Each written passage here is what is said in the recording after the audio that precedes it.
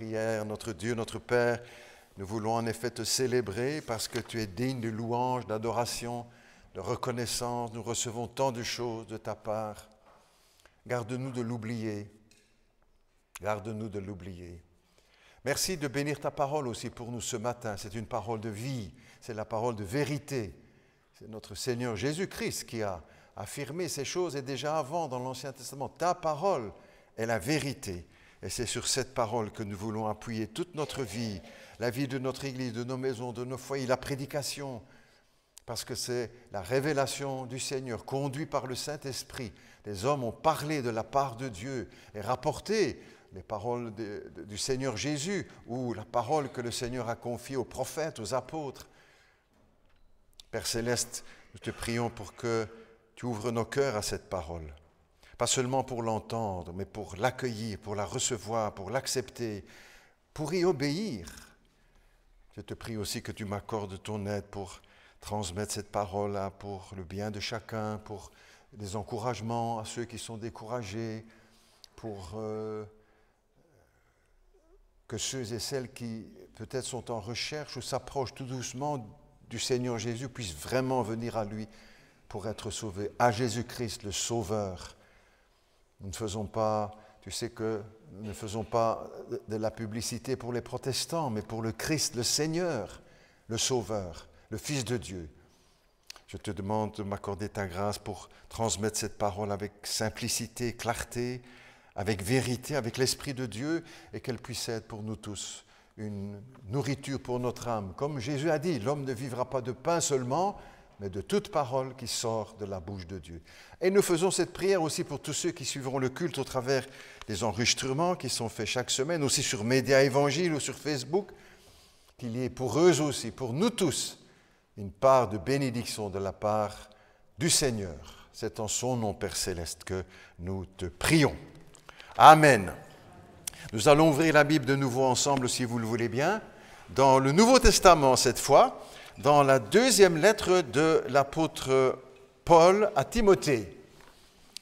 L'apôtre Paul qui écrit à son jeune collègue Timothée, il l'a amené à la foi, à l'évangile, il appelle son fils spirituel. Et l'apôtre Paul est à la fin de sa vie, là il sait qu'il va très prochainement être exécuté, il est en prison à Rome parce qu'il a annoncé l'évangile et qu'il a été accusé. Au chapitre 3, donc 2 Timothée, chapitre 3, et nous lirons à partir du verset 1er le début du chapitre. Et voilà ce que dit l'apôtre du Seigneur, conduit par l'Esprit Saint. Il dit donc à son jeune collègue, mais pas seulement à lui, mais à nous tous aussi, « Sache que dans les derniers jours, il y aura des temps difficiles, car les hommes seront égoïstes, amis de l'argent, fanfarons, hautains, blasphémateurs, rebelles à leurs parents, ingrats, irreligieux, insensibles, déloyaux, calomniateurs, intempérants, cruels, ennemis des gens de bien, traîtres, emportés, enflés d'orgueil, aimant le plaisir plus que Dieu, ayant l'apparence de la piété, de la foi, mais ayant renié ce qui en fait la force. Éloigne-toi de ces hommes-là. » Jusque-là, la lecture, si vous le voulez, pour ce matin.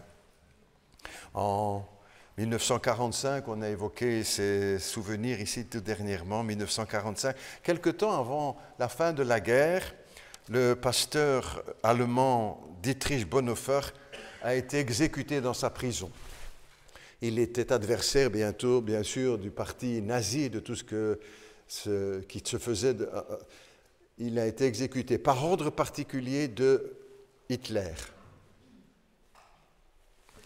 Et dans une lettre qu'il écrivait quelque temps avant sa mort à sa sœur, il a dit ceci: « Je crois que toute la Bible, seule, est la réponse à toutes nos questions. » Je crois que la Bible seule est la réponse à toutes nos questions. Je partage ce point de vue, et pas seulement moi, mais beaucoup d'autres. C'est un livre de réponses, la Bible. Réponse à nos questions, celles que nous nous posons, celles que nous vivons, celles qui nous font souffrir parfois. Il est des questions qui nous font souffrir.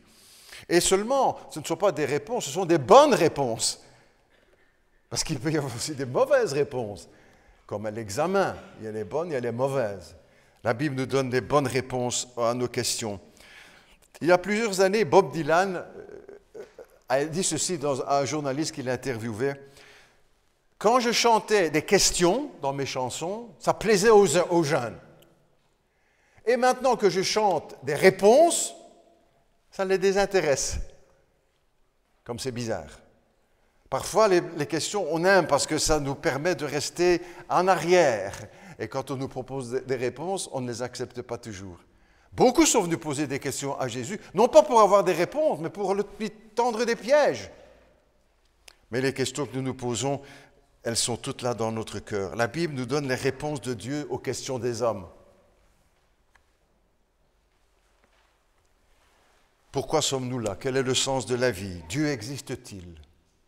Le diable existe-t-il? Qui est Jésus-Christ? Où va le monde? C'est quoi l'amour? Comment être heureux? Pourquoi faire le bien? Pourquoi le monde va-t-il si mal? Qu'est-ce qu'il y a de plus important dans la Bible? Etc., etc. Les questions que nous nous posons à un moment ou l'autre, les uns et les autres. Ce livre est différent de tous les autres au monde parce que c'est la parole de Dieu. C'est ainsi que Jésus l'a présenté, que les apôtres l'annonçaient. Ainsi parle l'Éternel.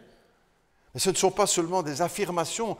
Les temps et les circonstances ont confirmé que ces paroles sont bien des paroles de vérité. Dieu a choisi aux hommes de se révéler par des hommes qu'il avait choisis, les prophètes dans l'Ancien Testament, qui ont donné ses propres mots. Ce n'est pas à peu près ce que Dieu pense ou ce que Dieu veut, c'est ce que Dieu a dit, mot pour mot. Et Jésus a d'ailleurs rappelé parfois certains textes de l'Ancien Testament, mot pour mot. Pas l'idée principale, ça veut... Non, non. Elle est inspirée par le Seigneur. Et puis aussi, elle reste toujours d'actualité. Nous avons lu tout à l'heure le psaume 8. Vous savez, quand les astronautes américains des années maintenant, ont marché sur la Lune, ils avaient emporté dans leur module lunaire un livre. Un livre. Lequel? La Bible. La Bible était là-haut, dans l'espace, au milieu de ce qu'il y avait de le plus grand progrès scientifique à l'époque. Là-bas, la Bible. Elle n'était pas seulement dans leur cabine, ils ont lu. L'un des astronautes a lu devant des centaines de millions de téléspectateurs le psaume 8 que nous avons lu tout à l'heure, un extrait en tout cas. Qu'est-ce que l'homme? Quand je regarde l'univers, qu'est-ce que l'homme pour que tu prennes garde à lui, pour que tu t'intéresses à lui? La Bible reste moderne et de pleine actualité. Jésus a dit, ta parole est la vérité. Et c'est pour cela aussi que pendant des années, et c'est peut-être pas encore terminé, nous avons voulu, l'Église, organiser des distributions de Bibles. Nous n'avons pas distribué les livres de Luther ou de Calvin, les réformateurs ou des grands noms du protestantisme. Non, la Bible, de maison en maison, pour ceux qui acceptaient bien sûr, hein, puisque celui qui ne voulait pas, on ne forçait pas.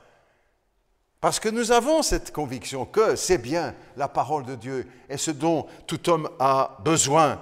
Nous avons voulu le distribuer aussi au conseil communal. Nous avions demandé une autorisation spéciale pour aller leur offrir une Bible à chacun. Il y a une dizaine d'années, là, ils n'ont pas lu beaucoup, à mon avis, dans la Bible parce qu'ils ont eu beaucoup de problèmes. Soit, on leur a déposé au bourgmestre, aux échevins, aux conseillers communaux. Nous voulions aussi être témoins avec humilité et leur donner aussi ce livre pour qu'ils puissent lire la parole de Dieu. On a aussi, comme je dis, distribué plus de 15 000 Bibles comme ça de maison en maison sur plusieurs années. Parce que nous sommes animés par cette conviction que c'est la parole de Dieu, parce que nous avons fait confiance à ce que Jésus-Christ en a dit. La Bible nous aide à comprendre le passé, le présent et l'avenir. La Bible est toujours d'actualité. Le Capital de Karl Marx, son livre sur l'économie, c'est dépassé aujourd'hui. Le livre de Charles Darwin, L'origine des espèces, c'est dépassé aujourd'hui. Ce n'est pas les chrétiens qui le disent parce qu'ils sont contre. Non, non. Le hasard et la nécessité, le livre de Jacques Monod, aujourd'hui aussi est dépassé. Le petit livre rouge de Mao Tse-tung aussi, malgré qu'il y ait 1 milliard de Chinois qui voient son visage encore un peu partout, là, alors qu'il a 70 millions de morts sur sa conscience. Son petit livre rouge est déplacé. La Bible, elle, reste toujours d'actualité. Jésus a dit, le ciel et la terre passeront, mais mes paroles ne passeront pas. Et aujourd'hui, nous, le monde entier, 2000 ans après, nous sommes témoins qu'il a dit la vérité. Il a dit ça il n'y a pas 15 jours ou 3 semaines ou un gros mois, 2000 ans. Et nous sommes témoins aujourd'hui qu'il a dit la vérité. C'est aujourd'hui le livre le plus lu dans le monde, le plus traduit, le plus imprimé. C'est la parole de Dieu, c'est la Bible. Et pour tous ceux vous savez, qui viennent pour la première fois, nous aurons l'occasion aussi de leur offrir, d'entrer à la fin de la rencontre, une Bible. La Bible parle donc aussi de l'avenir. C'est le titre du thème que nous avons proposé, « Connaître l'avenir ». Depuis le fin fond des âges, n'est-ce pas? Ce désir est dans le cœur de tous les êtres humains. Connaître l'avenir. C'est quoi demain, après-demain, dans un an, dans un mois? Connaître l'avenir. J'ai lu des statistiques qui donnent qu'à Paris, il y a 2 à 3 fois plus de voyants, de voyantes que de médecins généralistes. 2 à 3 fois plus de voyants, du jour, etc., que de médecins généralistes. Un sondage de la Sofres aussi relevait que près de 1 Français sur 2, c'était en France, mais bon, on est tout près de là-bas et on pense à peu près la même chose, près d'1 Français sur 2 croient à la valeur scientifique de l'astrologie. Et certains, par milliers, commencent leur journée en lisant « Oh, les signes du zodiaque, qu'est-ce qui va se passer pour moi aujourd'hui ou demain ?» Ils vivent et fonctionnent avec le mouvement des étoiles, paraît-il. Aujourd'hui, toutes les stations radio ou les chaînes de télévision ont leur émission sur l'horoscope. Connaître l'avenir. Un directeur d'école, un professeur dans la région de Bruxelles, pendant les cours, tirait les cartes à ses élèves. Connaître l'avenir. Partout et de tout temps, l'homme est tourmenté par le désir de connaître l'avenir. Dans l'histoire, la cour de Pharaon, ils avaient leurs augures, leurs voyants, ou les rois de Babylone, même chose, ou encore les empereurs romains, ou encore les rois de France, ou encore à la Maison-Blanche, Nancy Reagan avait ses astrologues attitrés pour les consulter, et bien d'autres encore, au Kremlin. Et parfois, des décisions qui concernent l'humanité entière sont prises sous le conseil de ces voyants et ces voyantes. Ah, on ne le crie pas sur les toits, n'est-ce pas? Mais un jour, vous lisez qu'un journaliste a fait une étude, etc., et puis qu'on l'a tué, etc., parce que ces choses se passent comme ça. Connaître l'avenir. Le monde moderne a cherché des prophètes pour connaître l'avenir. Il s'appelait Karl Marx, il vous l'expliquer, Darwin, Freud, Camus, Sartre, etc. Et le monde les vénère presque comme des dieux. Et aujourd'hui, nous savons qu'ils se sont trompés, qu'ils ont trompé le monde entier, que c'était des faux prophètes. Jésus a dit, il y a 2000 ans, il s'élèvera de faux prophètes qui séduiront beaucoup de gens. Je tire votre attention aussi maintenant, s'il vous plaît, le reste aussi bien sûr, mais tout spécialement. En ce qui concerne la connaissance des choses à venir, il faut rappeler la mise en garde de la Bible contre la consultation des médiums, des voyants, des astrologues, le spiritisme, l'occultisme, etc. La Bible dit et répète plusieurs fois qu'on ne trouve chez toi personne qui consulte ceux qui évoquent les esprits, les personnes qui interrogent les morts, qui disent la bonne aventure, car quiconque agit ainsi est en abomination à l'Éternel. Ça, c'est la formule la plus solennelle qu'on a dans l'Écriture, une abomination devant l'Éternel. Ne jouons pas, peut-être, moi je ne connais pas la vie des uns des autres, ce n'est pas ça qui m'intéresse et je ne dois pas savoir. Mais si quelqu'un est en route sur ce chemin-là, arrête! Arrête! C'est le monde des ténèbres, c'est le monde de l'occultisme. Ça veut dire l'occultisme. L'occultisme, c'est quand on cache la lumière. C'est bizarre qu'on va chercher la lumière là où on cache la lumière. Arrête! Ou que personne ne s'y lance. Un jeune peut se trouver embarrassant, dire « Oh là là, je suis amoureux, est-ce que ça va durer, est-ce qu'on va se marier ?» Je vais aller voir. Ou un homme d'affaires, qu'est-ce que mes affaires vont, est-ce que je peux m'engager dans cette voie-là? C'est très tentant. Et ça marche. Pour beaucoup, je vais aller voir. Souvent, on n'a pas les réponses. On doit surtout payer, mais on n'a pas les réponses. Et parfois, cela amène plus de panique que de réponses. Une dame avait été voir, il y a plusieurs années, cela, un voyant, une voyante, qui lui a annoncé, « Madame, vous allez mourir jeune. » Elle a été obsédée pendant des années dans toute sa vie, parce qu'on lui avait dit cela. Ça ne lui a pas apporté la paix ou l'explication pour l'avenir. Elle vit toujours. Ne jouons pas avec les mondes des ténèbres, le monde des démons. Victor Hugo, qui a écrit beaucoup de choses intéressantes, bravo, hein. Mais pendant un temps de sa vie, il a participé à des rencontres de spiritisme. Et à un moment de ces séances, son voisin est tombé mort à ses côtés. Il n'a plus jamais participé à ces rencontres. C'est un monde dangereux. Et la Bible nous met en garde. Chacun et personne parmi nous ne peut dire « je ne savais pas ».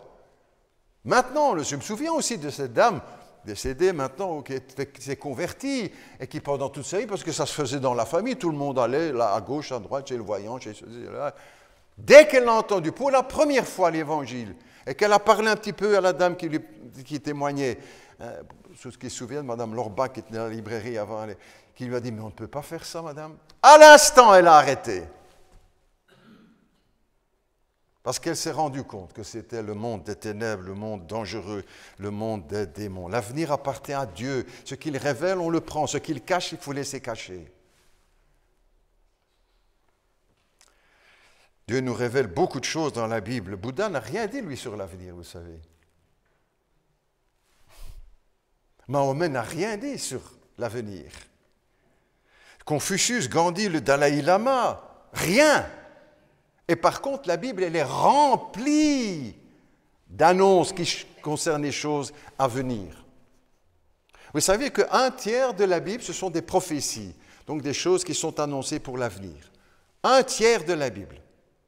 Ça veut dire une page sur 3, ce n'est pas comme ça que ça se passe, mais pour les proportions. Ce sont des prophéties. Et ce ne sont pas des événements qui sont annoncés comme ça, plic-ploc. Ils annoncent et présentent un plan, une suite. Tous les journalistes, n'est-ce pas, qui sont en quête de scoop, comme on dit aujourd'hui, hein, voilà, et devraient lire la Bible. Parce que c'est là qu'ils vont apprendre et découvrir les choses qui sont devant nous, et pas seulement en allant consulter les soi-disant chefs de nos pays.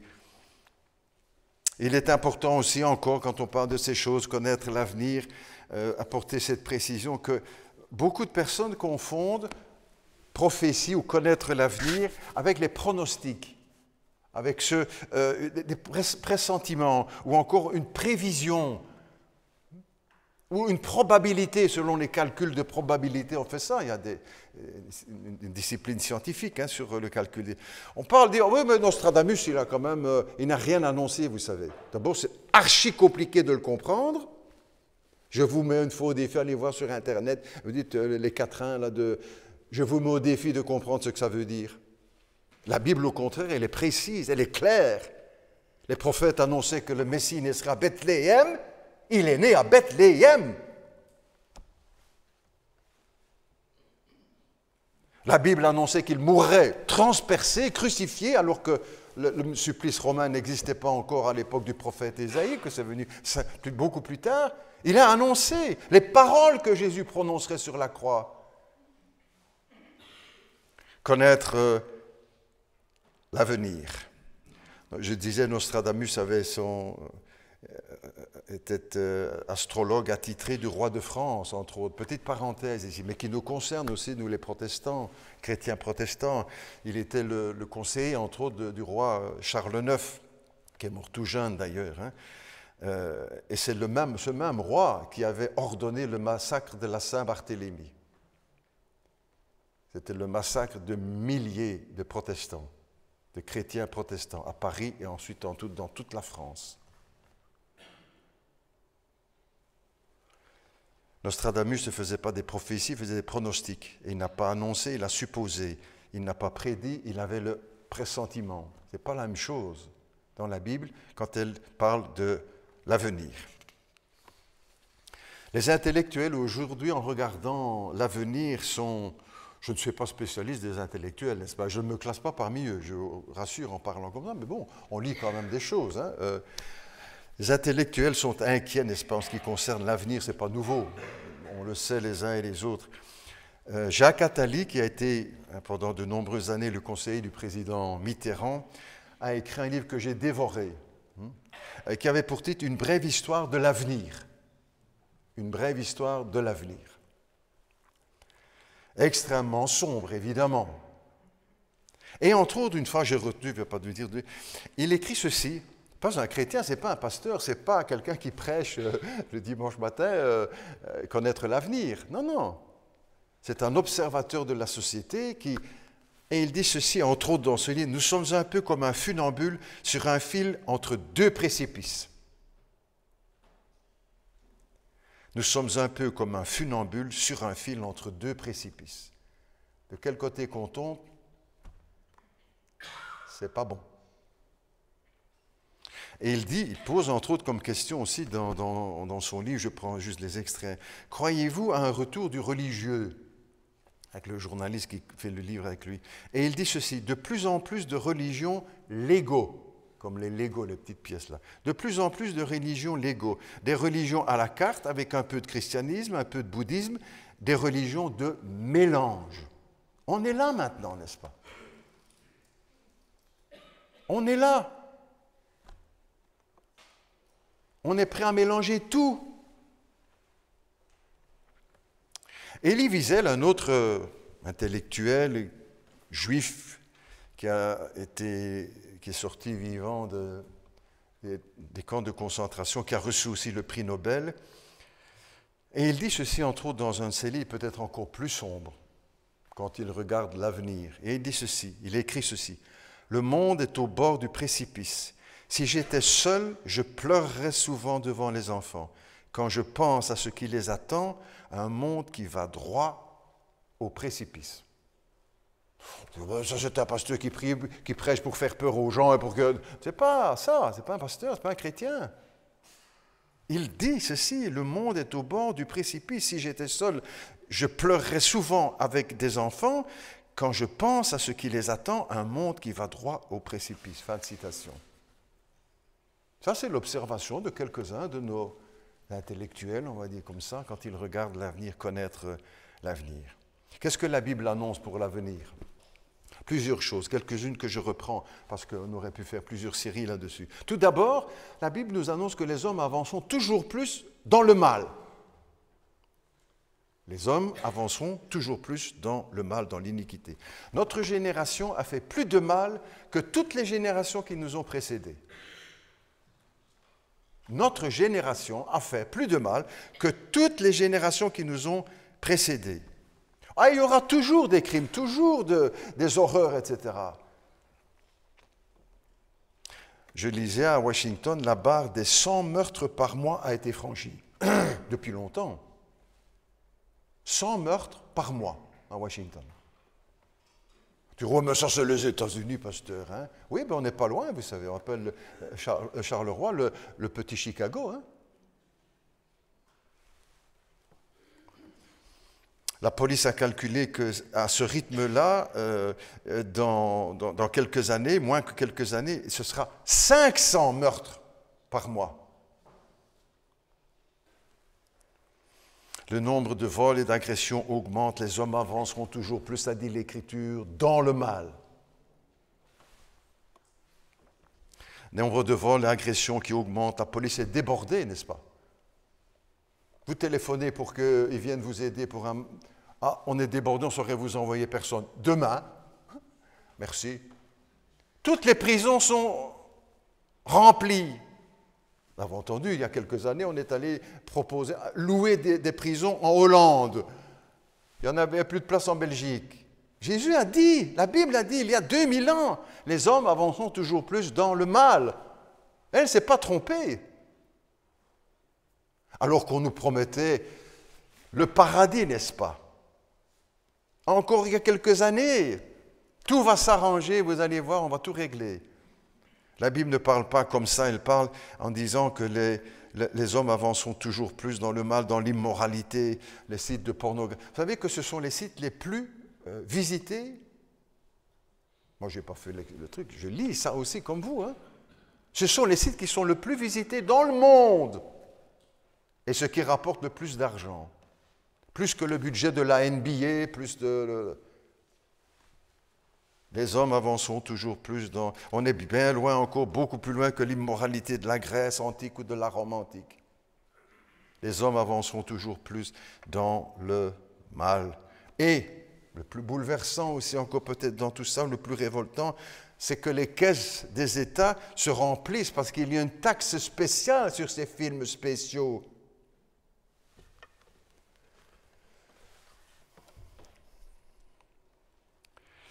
Les maladies sexuellement transmissibles, etc., qui progressent. L'Organisation mondiale de la santé a donné des chiffres effrayants. En 2020, il y aura 50 millions de séropositifs.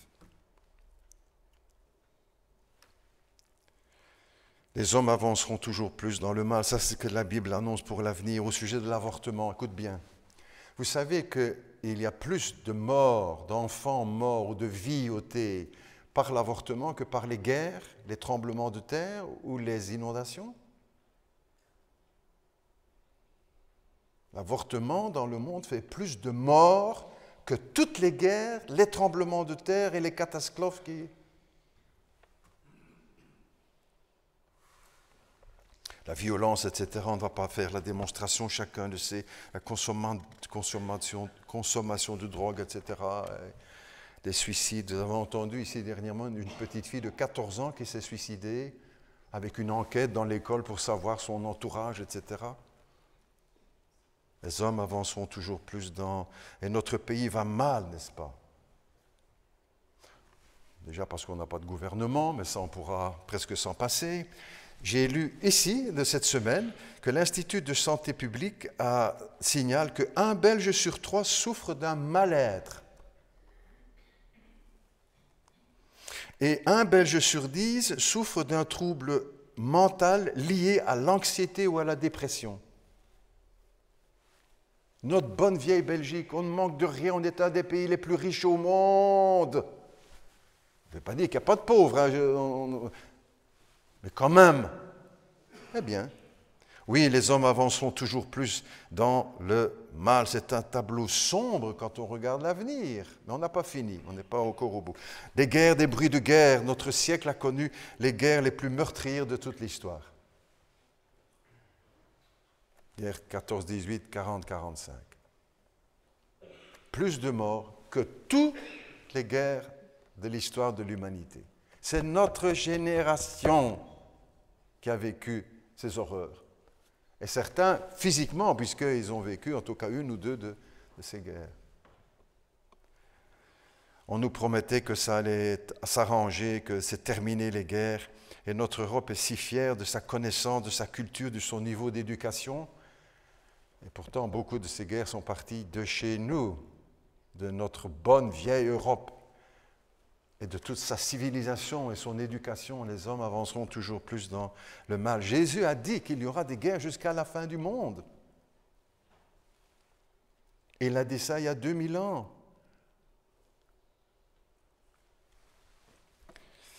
Jésus ne s'est pas trompé, il ne nous a pas trompés. C'est à lui qu'il faut faire confiance. Je suppose que la plupart d'entre nous, c'est le choix que nous avons fait. Peut-être quelques-uns encore qui hésitent. Fais-lui confiance à lui. Jésus a dit, croyez en moi et croyez en Dieu. Faites-moi confiance, faites confiance en Dieu, faites confiance en sa parole. J'ai confiance en ta parole, disait le psalmiste. La Bible nous dit aussi, le texte que nous avons lu tout à l'heure, dans les derniers jours, il y aura des temps difficiles. Nous n'avançons pas vers un grand âge d'or, une période où il n'y aura plus de troubles. La Bible ajoute même encore cette phrase terrible, il y aura de l'angoisse parmi les nations qui ne sauront où se tourner. Aujourd'hui, on parle beaucoup de la menace de l'Iran, n'est-ce pas, qui souhaite et qui se bat pour pouvoir obtenir la bombe atomique. Première bombe, ça sera pour Israël, n'est-ce pas? C'est dit, ils disent publiquement, moi je ne fais pas de... Publiquement, pour détruire Israël. Deuxième bombe pour les USA. Troisième bombe pour vous et moi. C'est annoncé, c'est leur programme. Jusqu'à les derniers jours, il y aura des guerres et des bruits de guerre. Et les chefs de gouvernement, aujourd'hui, quand on les entend parler, ils reconnaissent que les peuples deviennent ingouvernables. Bill Clinton, il y a quelque temps, disait « Il y a plus de paix aujourd'hui, mais moins de sécurité. » À cause des risques qui pèsent sur le tout. La Bible parle aussi, en regardant vers l'avenir, connaître l'avenir, des temps de violence. Des temps de violence, cette violence qui s'étale sur tous les écrans. Moi, je ne comprends pas même, je vois des acteurs, grands acteurs, qui n'ont pas besoin de ça pour gagner leur vie, pour être connus, etc., mais qui n'hésitent pas à jouer de ces films d'une violence. Et la grande affiche qui annonce le film, c'est quelqu'un avec un revolver. Regarde ça à la télévision. Tous les titres de cette série, la crime de ci, crime de là, crime à Bazin, crime. Violence. Des films aujourd'hui qui ne savent pas sortir tellement c'est violent. Mais tout ça a une influence sur le comportement des gens, n'est-ce pas? On ne peut pas dire non, on est adultes, ils sauront ce qu'ils doivent. Ben, c'est pas vrai, hein? Connaître l'avenir. L'avenir aussi, encore quelques mots. Sur les problèmes de pollution, ça c'est au cœur de notre actualité. On ne cesse d'en parler, les problèmes de pollution et de déséquilibre de la biodiversité. Qu'est-ce qu'on est en train de découvrir? Petite parenthèse. Que tout l'univers fonctionne sur un ensemble de relations. La petite puce là-bas ou le petit microbe qui est dans les herbes et qui va manger ça, on dépend de lui. Parce qu'il y a une chaîne biologique qui a été construite par le Créateur. Ce n'est pas le hasard. Et aujourd'hui, on sait qu'on touche à un de ces éléments, ça détruit le système biologique de notre humanité. De l'homme, on se dit, bon, ces petites abeilles, ce n'est pas bien grave, elles peuvent disparaître. Comment ça? La Bible emploie aussi, justement, en parlant de la vie, une expression terrible. Elle parle dans l'Apocalypse de ceux qui détruisent la terre. Il y a 2000 ans que c'était écrit. Hein? Pendant 2000 ans, ce n'était pas trop facile de détruire la terre. Aujourd'hui, oui. Les générations qui nous ont précédés se sont servies, ont utilisé la terre, les plantes, ici, là. Nous, aujourd'hui, on l'a détruit. Et c'est le texte biblique, ceux qui détruisent la terre. Oh! Quand on regarde l'avenir, l'avenir est bien sombre. Et cette génération qui a accompli cette prophétie, ceux qui détruisent la terre en parlant de l'avenir, c'est la nôtre. Et certains, beaucoup nous mettent en garde parce qu'on ne saura pas revenir en arrière. On ne saura pas revenir en arrière. On ne veut pas revenir en arrière. Le processus est enclenché. À venir, mais c'est venir aussi une part de lumière. Fait que la parole a annoncé que l'évangile se répandrait dans le monde entier. Que l'évangile serait annoncé dans le monde entier. Ça, c'est aussi ce que notre génération voit, pas les autres. Oui, il y avait des efforts d'évangélisation par-ci, par-là. Aujourd'hui, la parole de Dieu est dans le monde entier. Par les Écritures, par les ondes, les émissions de télévision, la radio, etc. Le monde entier est couvert par l'Évangile. Jésus n'a pas dit que le monde entier va se convertir, mais que la parole sera accessible dans le monde entier. Ça, aujourd'hui, c'est l'avenir. Et nous en faisons partie. Et nous contribuons à cela, faiblement, avec nos moyens, avec notre Église. La bonne nouvelle du royaume de Dieu sera prêchée dans le monde entier, a dit Jésus. 2000 ans, avec 12 disciples autour de lui, même 11, puisqu'il y en a un qui allait les trahir. Pas de télévision, pas de radio, pas de GSM, pas email, etc. Il annonce qu'un jour, sa parole remplira le monde entier. C'est aujourd'hui. Aujourd'hui, la bonne nouvelle de l'Évangile est accessible dans le monde entier. Ça, c'est aussi l'avenir dont parle la Bible. Et à travers quand même aussi toutes ces inquiétudes que nous avons évoquées ensemble, mais il faut avoir les yeux en face. Vous savez, je disais une fois, en Belgique, et pas seulement en Belgique, il y a beaucoup d'autruches. Tu dis, qu'est-ce qu'il raconte là, le pasteur, il fait Alzheimer, là, hein? Beaucoup d'autruches. Oui, oui, beaucoup de personnes qui veulent mettre la tête dans ça pour ne pas voir. Mais le chrétien est quelqu'un qui garde les yeux ouverts. Il n'est pas dans le ciel, dans le rêve et dans les nuages. Il a les pieds sur terre.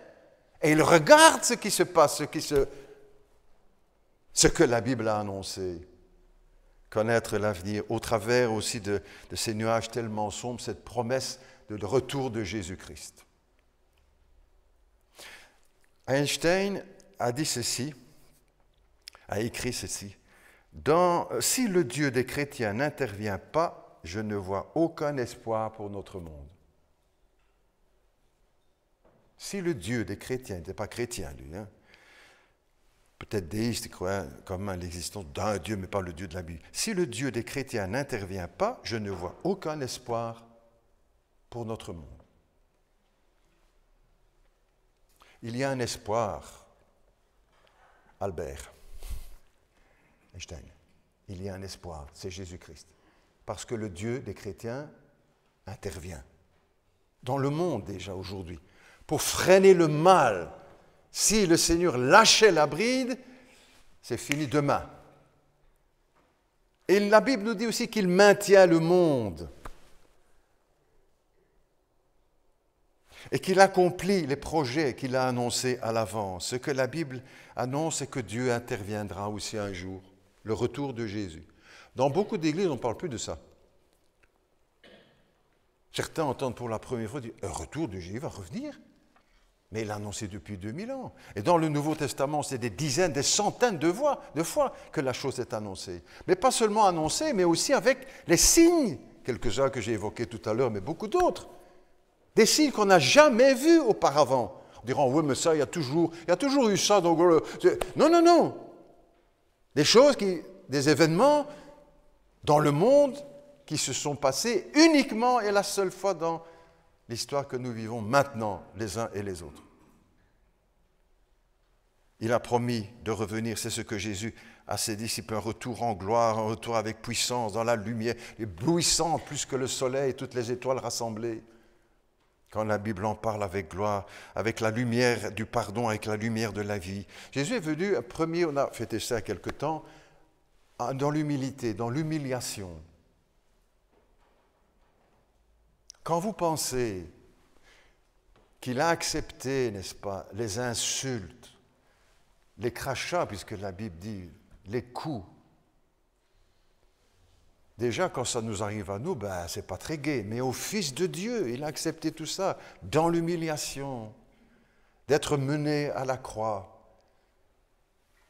d'être crucifié, d'être transpercé pour nos péchés. Là, on revient au grand problème. Tout à l'heure, on a chanté « Change notre cœur ». C'est ça le problème, à tous.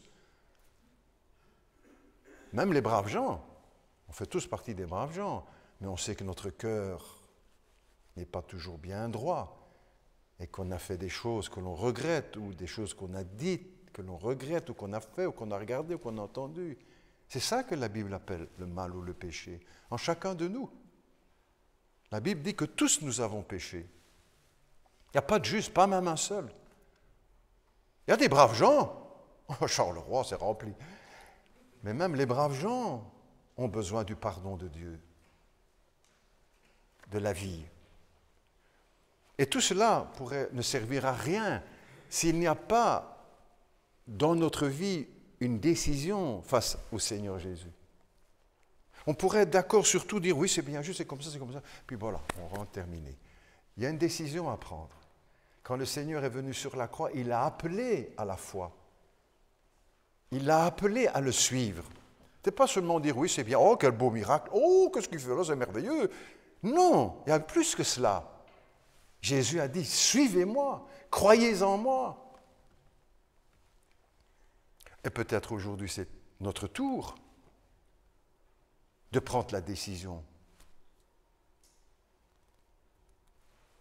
devant le Christ, devant la croix. On ne peut pas rester neutre.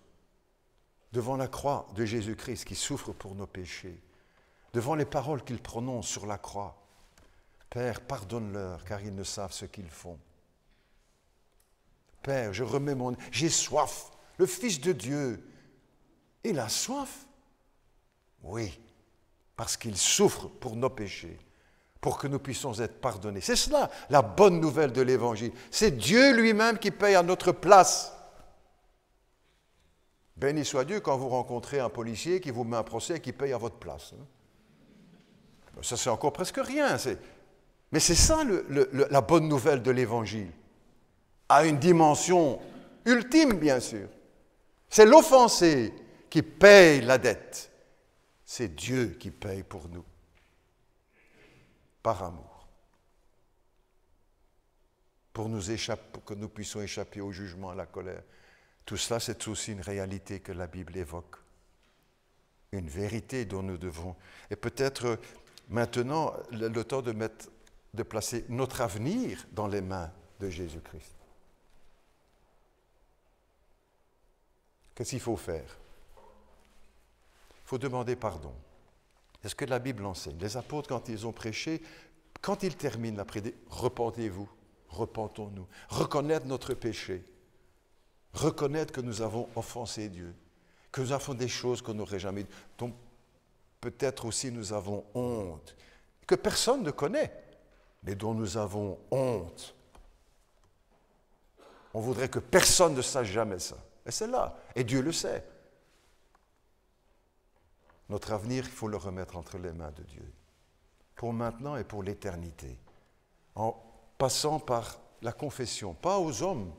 Moi, je ne reçois la confession de personne, n'est-ce pas? Et je ne remets les péchés à personne. Mais Dieu, oui, de reconnaître devant Dieu, dans votre prière, dans votre cœur, sincèrement, c'est juste. C'est juste, c'est vrai, je n'ai pas à discuter. Je sais que j'ai fait des choses que je ne devrais pas, que j'ai péché. Quand le fils prodigue revient auprès de son père, n'est-ce pas? Qu'est-ce qu'il dit? Oh, papa, j'ai fait ma jeunesse, j'ai fait comme les autres.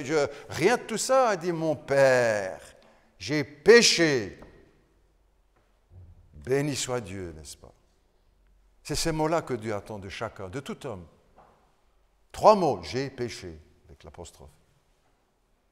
Prêt à venir, ça c'est notre avenir. Mets-le dans les mains de Dieu, ça commence par là. Mais pas seulement regretter, mais choisir Jésus-Christ, se convertir, faire demi-tour. Bah, jusqu'à présent, je n'ai pas donné beaucoup de place à Jésus dans ma vie, ni à l'Église, ni à la Bible, ni à... Maintenant, je change.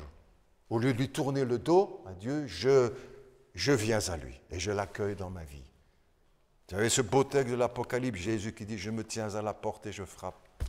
Ce n'est pas la porte de notre cuisine ou de notre cave ou de notre église, c'est la porte de notre cœur à chacun, de ton cœur, de mon cœur. Et beaucoup d'entre nous ont entendu cette voix, pas nécessairement en entendant les anges, mais au travers de la prédication, ont pris leur décision. Ça, c'est une parole qui vient de Dieu. Se convertir et accueillir Jésus dans votre vie. On dira, mais pasteur, moi je suis pas venu pour ça, moi je suis venu juste pour voir, pour... Décide aujourd'hui, ne remets pas. Quand la Bible nous dit aussi, si aujourd'hui tu entends sa voix, n'endurcis pas ton cœur. Parce que chaque fois que nous entendons, et peut-être nous sommes à peu près convaincus, et que nous reportons, notre cœur devient de plus en plus dur. Et il devient de plus en plus difficile alors de prendre la décision. Aujourd'hui, si nous entendons sa voix, la voix du Seigneur, qui vous aime, qui vous a créé, qui a fait comme vous êtes, qui vous a donné des enfants, des petits-enfants, qui a créé l'univers. Je suis à ta porte et je frappe. Si quelqu'un ouvre, j'entrerai, a dit Jésus. Prions ensemble. Notre Dieu, notre Père, nous te remercions pour ta parole, pour cette journée, pour cette matinée, pour tous ceux qui sont venus, qui ont entendu, pour ta parole, pour Jésus-Christ, pour la croix. Merci, merci pour le Saint-Esprit qui convainc les cœurs et qui nous attire à Jésus-Christ. Le Saint-Esprit qui nous convainc de pécher, que nous ne sommes pas si justes que nous le pensons, ou si braves que nous le pensons. Père Céleste, que personne ne résiste. Ceux qui sont déjà à toi, qui ont déjà pris cette décision, c'est confirmé aujourd'hui dans leur cœur, dans notre vie, dans mon cœur. Mais peut-être quelqu'un qui n'a pas pris encore la décision, qu'il puisse dire. Et si ça vous concerne, vous pouvez le dire. Ou avec vos mots, peu importe, mais dire, donner une réponse aujourd'hui. Dans votre cœur, pas besoin de crier. Mon Dieu, je te demande pardon. Je te demande pardon. J'ai fait beaucoup de choses que je regrette, que je n'aurais jamais dû faire. J'ai honte. Je te demande pardon. J'ai péché. N'ayez pas peur des mots. J'ai péché. Mais aujourd'hui, je regrette cela. Et je veux changer. Je veux venir à Jésus. À Jésus-Christ. Au Fils de Dieu. À Dieu le Fils. Je viens ce matin à Jésus. Je ne change pas de religion, je viens à Jésus pour vivre en relation avec lui tous les jours. Je viens à Jésus. Je l'accueille dans ma vie comme mon sauveur. J'ouvre la porte de mon cœur, de mon âme. J'ouvre aujourd'hui à Jésus. Et pour qu'il change ma vie. Et à partir de ce jour, je vais vivre avec lui et pour lui. Qu'il soit le centre de ma vie, le centre de ma vie professionnelle, le centre de ma vie de couple, de ma vie de famille, de toute ma vie. Qu'il soit au cœur de mon cœur. Père Céleste, nous te prions pour ceux qui ont pris cette décision ce matin. Tu les accueilles parce que tu as promis, je ne mettrai pas dehors celui qui vient à moi. Tu es un Dieu qui accueille et qui pardonne. Bénis ces chers amis, tu les connais. Un jour, ils en parleront, ils se feront connaître. Bénis-les et confirme dans leur cœur la décision qu'ils prennent aujourd'hui. Pas pour les protestants, pas pour le pasteur, pour Jésus-Christ, le Fils de Dieu, le Sauveur du monde. Fais ton œuvre dans nos cœurs, Père Céleste, nous t'en prions, par le Saint-Esprit, que ce ne soit pas seulement des mots, un blabla religieux, mais l'œuvre de l'Esprit qui convainc et qui pousse les âmes vers le Sauveur. C'est en son nom, Père Céleste, que nous te prions aujourd'hui. Amen.